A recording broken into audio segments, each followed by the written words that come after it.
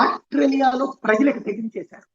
ఇంతకుముందు ఆస్ట్రేలియాలో ఒకప్పుడు పాలస్తీనా వాళ్ళు వస్తే ఎయిర్పోర్ట్ గేట్లు తెరిచేసేసుకుని మరి పాలస్తీనా సపోర్టర్స్ అక్కడ ఉన్న ముస్లింలతో పాటుగా ఆస్ట్రేలియన్ ప్రజలు కూడా పాలస్తీనా జెండా పట్టుకుని పరిగెత్తుకుంటండి శరణార్థులుగా వచ్చిన వాళ్ళకి జెండాలు ఊపి మరి ఘన స్వాగతం పలికారు. అది ఒకనాడు పాలస్తీనియన్ల పట్ల ఆస్ట్రేలియాకు ఉన్నటువంటి.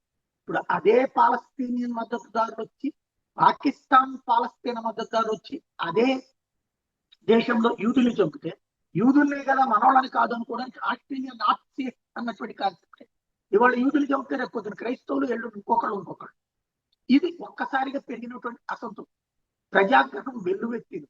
ఎవరైతే ఈ అంతకులైనటువంటి వాళ్ళ ఇళ్ల మీదకి దాడులకి వెళ్ళడానికి ప్రజలు తెగించారంటే పరిస్థితి ఏ స్థాయిలో ఉందో అర్థం చేసుకోవచ్చు. క్రమంగా యూరప్ కంట్రీస్ లో ఉన్న ప్రజల్ని కూడా చైతన్యపరుస్తున్నారంటే సీన్ ఏంటో అర్థం చేసుకోవచ్చు.